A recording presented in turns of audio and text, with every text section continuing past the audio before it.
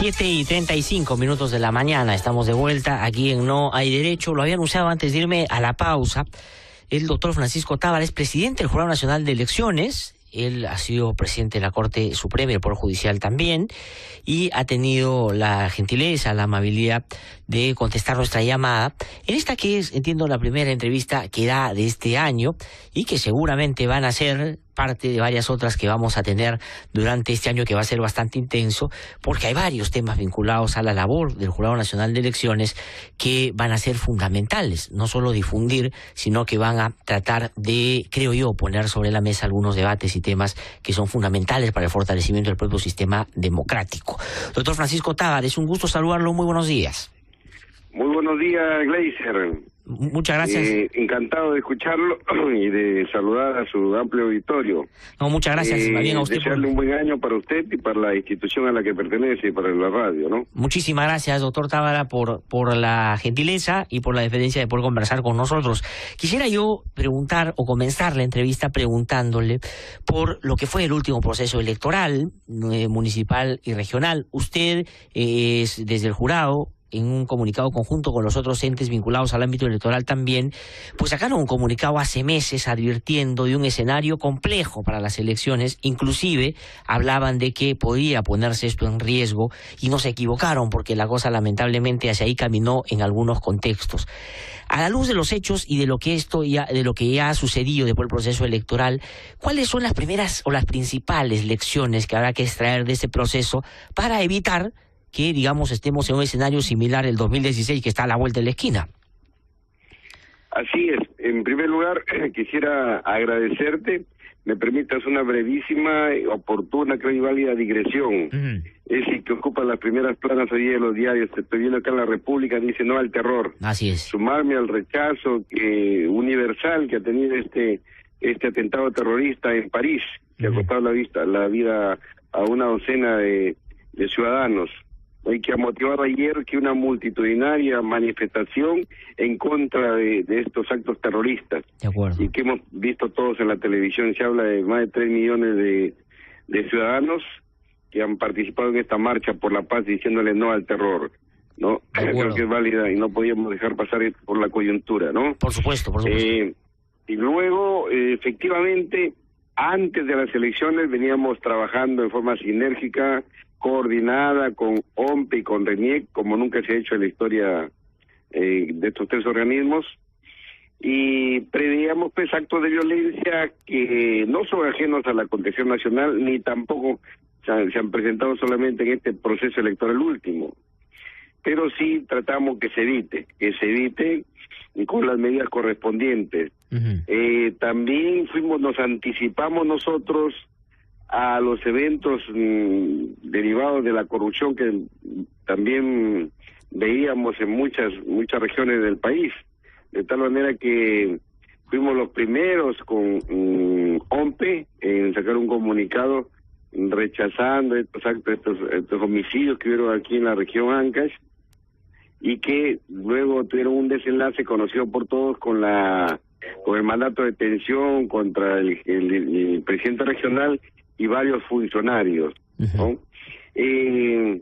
Las elecciones regionales y municipales, yo creo que podemos calificarlas desde el punto de vista técnico procedimental como exitosas. Hemos estado preparados, hemos asumido el reto, los actos de violencia y los otros temas que vamos a comentar son propios de todo proceso electoral, que no está ajeno a ninguna incidencia. Y todos los procesos electorales tienen incidencias de diferente naturaleza. Acá lo que más ha escandalizado al ciudadano de a pie y a la prensa válidamente es la presentación de candidatos en un número considerable. Así es. Que tenían sentencias condenatorias, muchas ya rehabilitadas, y un pequeño porcentaje sentencias firmes, y que motivó su exclusión. De acuerdo. Pero la ciudadanía y la prensa se escandalizaba.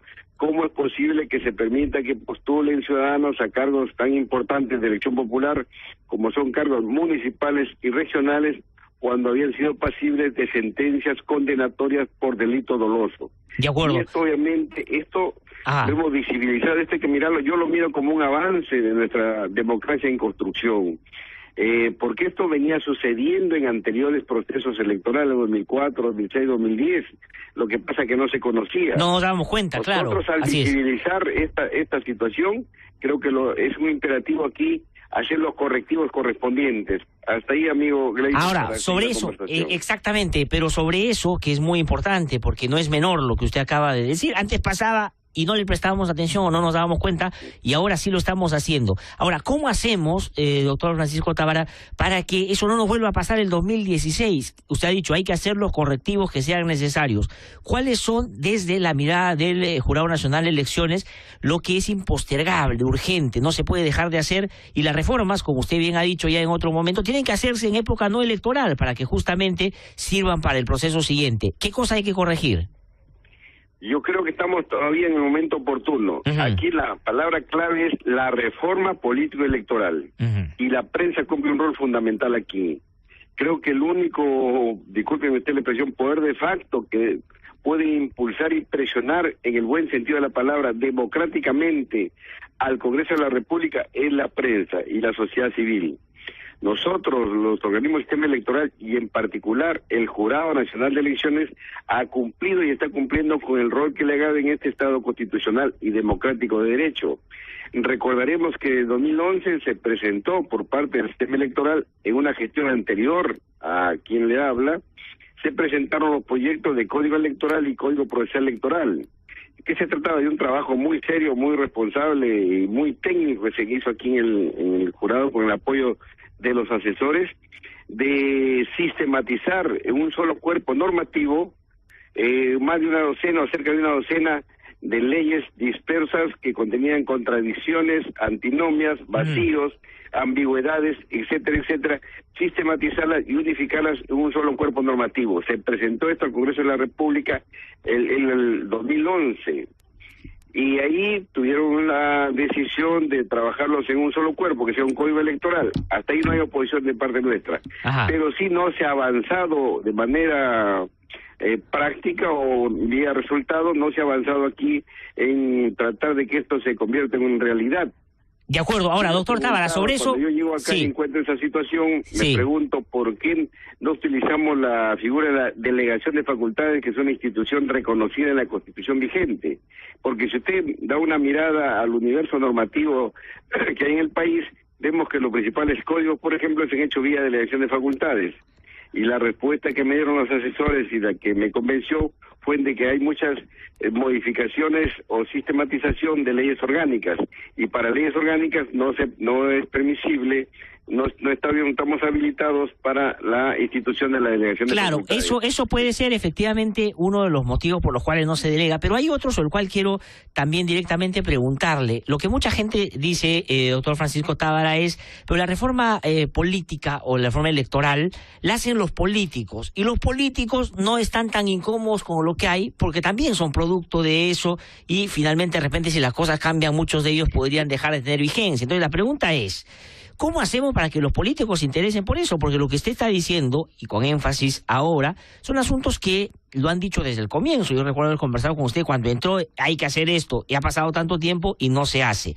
¿Cómo hacer? ¿Qué invocar? ¿Cómo decírselo a los políticos para que lo hagan ya, antes de que llegue ya el proceso preelectoral y ahí sí estemos atados de manos?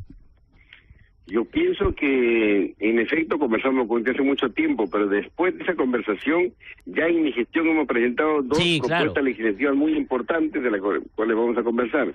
La propuesta de nueva ley de partidos políticos y también la propuesta de una nueva ley de los derechos de participación y control ciudadana. Creo que la única forma que tenemos aquí de que se haga una reforma político-electoral es simplemente la presión ciudadana y la presión a través de los medios de prensa. Una presión válida desde el punto de vista dentro del marco constitucional, pacíficamente, ¿no? Pero que entienda el Congreso de la República de que el Perú, la ciudadanía, el pueblo reclama reformas en las político-electorales. Y, por ejemplo, mejorar la idoneidad de los candidatos. No dejar que se presenten a postular gente que sea objeto de una sentencia condenatoria por delito doloso, cualquiera fuere. Y te hemos puesto ejemplos. En la ley de carrera judicial, por ejemplo, si un abogado es sentenciado condenatoriamente por delito doloso de cualquier naturaleza, por más sencillo que sea el delito, sencillo entre comillas, ya nunca puede pensar en ser juez o fiscal. Igual sucede, por ejemplo, con el abogado que es objeto de una sentencia, que es pasible de una sentencia condenatoria por delito doloso, nunca puede aspirar a ser notario o notario público, como se llama. Sí, pues, igual sucede en la ley de carrera magisterial, donde el profesor que es objeto de una sentencia condenatoria por delito doloso, en especial por delito contra la libertad sexual, nunca puede llegar a predicar la docencia en un aula. Entonces, igual poner aquí algunos impedimentos que no permitan que el ciudadano que ha sido sentenciado por delito doloso y muchas veces por delito de corrupción y agravio de su misma municipalidad o región, se pueda, bajo la figura de la rehabilitación, pueda presentarse nuevamente y resultar elegido. Sí, Esto indigna a la ciudadanía y creo que es un imperativo corregir, por ejemplo, entre otras cosas, lo que estamos conversando. Sí, ahora, doctor Tábara, ¿y no sería apropiado en este momento hacer un llamado a los líderes políticos de las principales agrupaciones políticas a un pacto político electoral en el sentido siguiente? Es decir, todos se llenan la boca diciendo hay que mejorar los partidos, que hay que fortalecerlos, hay que tener una mejor democracia a través de los partidos, y estamos de acuerdo, los partidos, nos gusten o no nos gusten, son fundamentales en una democracia, pero cuando se les dice, oye, ya, ahora hay que hacer estos cambios, miran hacia arriba, silban y no pasa nada. Entonces la pregunta es, ¿no sería bueno desde el Jurado Nacional, que lo han hecho, pero digamos, hacerlo ya ahora al inicio de año de manera más formal, un llamado a un pacto político para hacer la reforma política antes de las elecciones de 2016? Es decir, todos los partidos que estén interesados en participar en ese proceso electoral y mantenerse vigentes, pues que se comprometan con la reforma política para evitar lo que hemos tenido en los últimos procesos. ¿No cree que por ahí tenía que hacer una invocación? Bueno, algo parecido hemos venido haciendo desde el año 2013. Tenemos lo que se llama la Plataforma por la Reforma Política Electoral.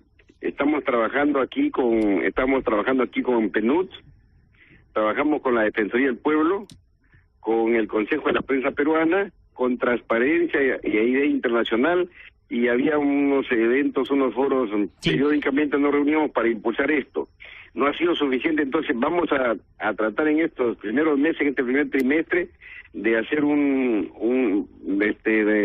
vamos a plantear nuevamente esta reunión de los entes que hemos tenido trabajando, sistema electoral de por medio, jurado del Nacional de Elecciones a la cabeza, para convocar a los líderes de los partidos políticos a fin de que efectivamente se discuta y se apruebe al menos las medidas más urgentes que el pueblo reclama, que no lo reclame el Jurado Nacional de Elecciones, ¿no? Pero nosotros interpretamos el sentir de la ciudadanía, el descontento que a veces se manifiesta a través de los medios de comunicación, ¿no? Que ahora, ¿cuál sería interlocutores más válidos de la opinión pública, ¿no? Sí, doctor Tábara, ¿cuál es sería el riesgo mayor de no hacer estas reformas, pensando, digamos, en el mediano y largo plazo, pero también en el corto, en las próximas elecciones? Es decir, si no hacemos esta reforma y estos cambios ahora, ¿qué puede tener eso como consecuencia lógica ahorita en la próxima elección?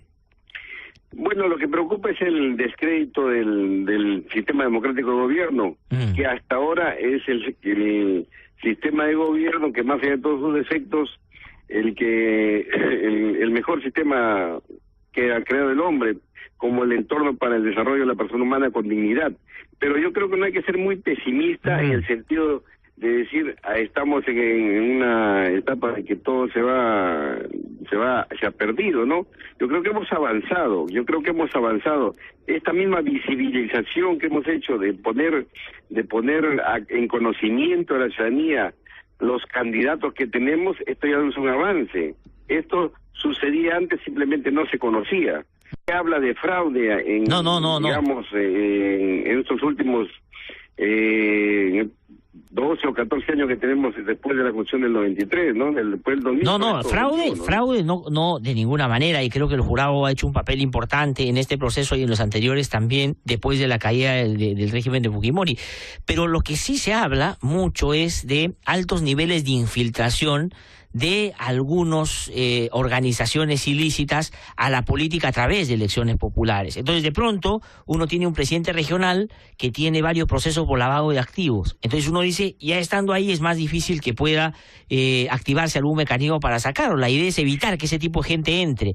Entonces, si es que no hacemos nada urgente ahora para cambiar estas cosas, claro, el 2016 vamos a terminar llenos en algunos sectores, no digo en todos, en algunas jurisdicciones, de personajes que a veces buscan la inmunidad o la impunidad a través de la inmunidad, por ejemplo, en el Parlamento, para que no se les juzgue por los delitos que han cometido, que puedan en el ejercicio del poder seguir cometiendo. Entonces, a eso me refería. Los riesgos no pasan por que si esto sucede, va a haber un descrédito por un lado, pero por otro lado vamos a terminar infiltrados por determinados sectores ilegales.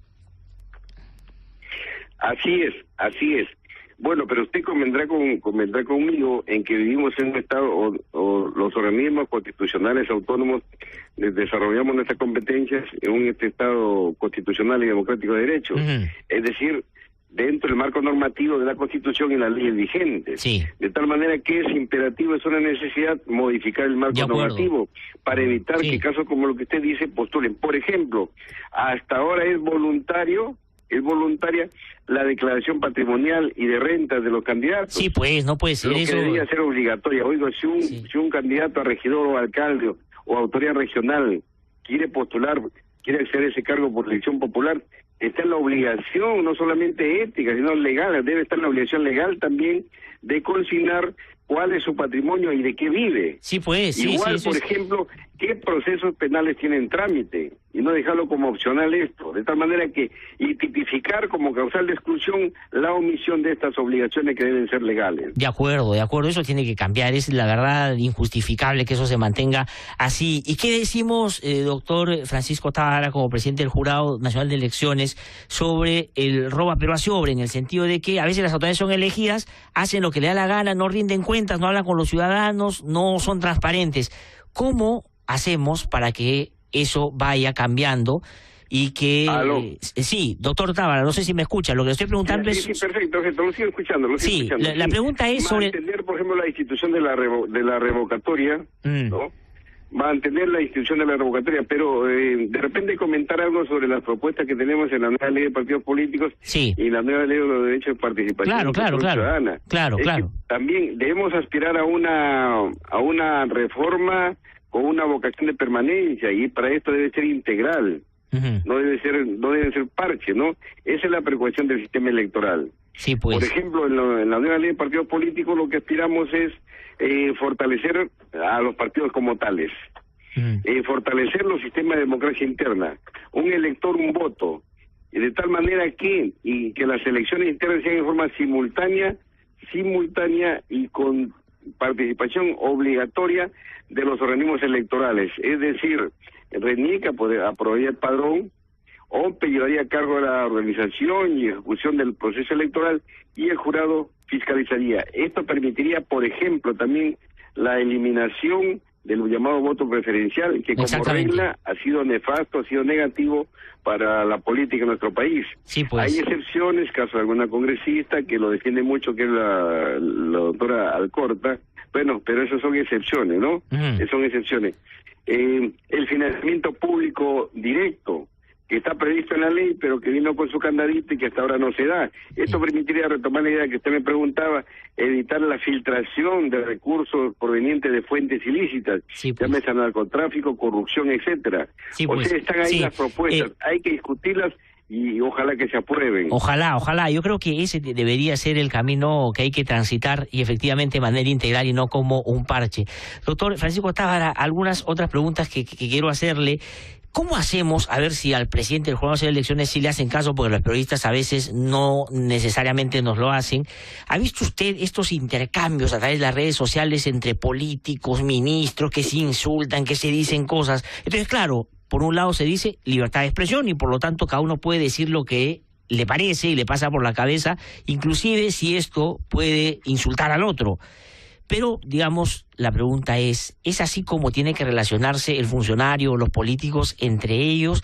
¿Qué habría que decir, doctor Francisco Tábara? ¿Está bien eso? ¿Puede ser inclusive eso constituir alguna falta? ¿Qué cosa habría que decir sobre eso? Porque de eso estamos viendo todos los días escenas que la verdad son bien desagradables.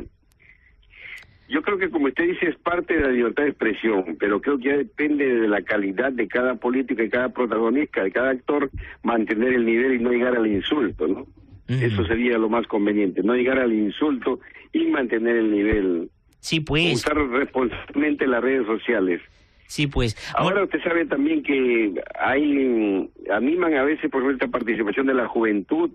Recordaremos ese fenómeno político, social, que va a ser estudiado por politólogos, por académicos, el llamado de la repartija.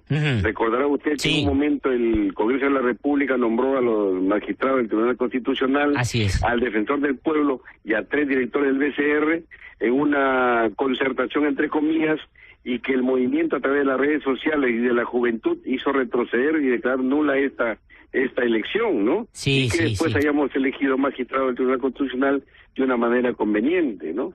Igual a los miembros del BCR, y ahora está pendiente la elección del defensor del pueblo, que también es un reclamo. Sí. No, por un lado las redes sociales son fundamentales y creo que auspician y promueven un sistema democrático, pero digamos los funcionarios públicos y los políticos, o los que tenemos la posibilidad de expresarnos a través de los medios, tenemos que manejarnos bajo ciertos criterios de tolerancia, de digamos utilizar la discrepancia, pero para expresar punto de vista y contrastarlo para que la gente sea la que puede evaluar y hacerse su propia opinión. Pero si uno insulta, uno descalifica, el otro agrede, pues claro, eso no está, me parece, no es propio para un funcionario público, para un político, ¿no es cierto? Entonces deben tranquilizarse, pero claro, a veces eso le gusta a la gente y eso motiva o incentiva pues a que ellos insistan en eso, ¿no? Sí, pero ahí digamos también las características del actor, no al insulto, sí libertad de expresión y la tolerancia, tolerancia y el respeto mutuo. Y mantener un nivel alturado. De ahí, por ejemplo, que también sigamos impulsando una buena práctica que es la firma de los llamados pactos éticos, que la gente a veces es un poco indiferente o dudosa del resultado real, práctico de esta suscripción de estos llamados pactos éticos, pero la respuesta que decimos nosotros, si así es con pacto ético, ¿cómo se es sin pacto ético? Imagínese, ¿no? Claro. De tal manera que eso creo que compromete también aquí suscribir un documento. Si un político se compromete a mantener un nivel alturado en sus propuestas, en los debates que promovemos también, obviamente esto puede ser después objeto de un cuestionamiento a nivel del Tribunal de Honor que también tenemos instituido en cada proceso electoral. Y hay cosas que comenzaron como buenas prácticas y después se convirtió en normas. Aquí me viene el caso de la hoja de vida, por ejemplo, y también de los planes de gobierno. Ahora vamos a trabajar este año también con la cooperación internacional, la capacitación a los partidos políticos para que trabajen con mayor rigurosidad, con mayor eficiencia y eficacia los llamados planes de gobierno. Sí, ahora, pero por eso le quería decir, este tipo de accionar que van en contra de lo último que acaba de decir, un accionar más institucional, más propositivo, más prospectivo en ese sentido, distan mucho de lo que pasa con el adjetivo, el insulto, esto que está pasando. Las agrupaciones políticas cuyos líderes o políticos integrantes de esta agrupación que se expresen de esta manera, descalificando a los opositores, insultando, podrían ser pasibles de alguna sanción desde el ámbito ético a través del Jurado Nacional de Elecciones y su tribunal, ¿no?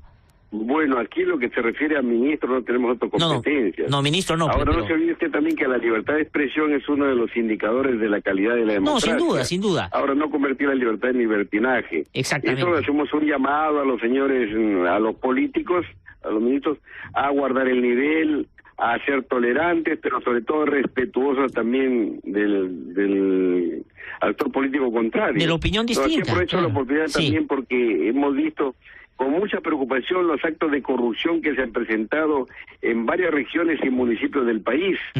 Hemos hecho comunicados y aquí sería conveniente reiterar este llamado a los gobiernos regionales a trabajar con mayor seriedad el manejo del presupuesto, el manejo de la cosa pública. Ahora estoy enterado que recién en la historia de la regionalización vigente con esta constitución política, por primera vez va a ser la Contraloría General de la República la que va a solventar la remuneración de los llamados jefes de OSI, los jefes del organismo de control institucional, Oficina de Control Institucional, que es la presencia de la Contraloría en el organismo regional o municipal. Claro, que era básico, pero si supuestamente cautelaba, vigilaba, auditaba la persona, el funcionario que era remunerado por el propio municipio o por la propia región. Y aquí estamos preparando una comunicación inclusive para dirigirla a la presidencia del Consejo de Ministros para que se envíen el gerente de servir a las regiones, sobre todo las que tienen mayor problema, llámese pues Ancash o Cajamarca. De acuerdo, que está muy bien. La última pregunta, doctor Tábara, que tiene que ver con un asunto claro que de repente mucha gente que nos escucha no conoce, pero ¿tienen ustedes un problema con el local donde está el Jurado Nacional de Elecciones y están, digamos, bajo la posibilidad de que puedan desalojarlos?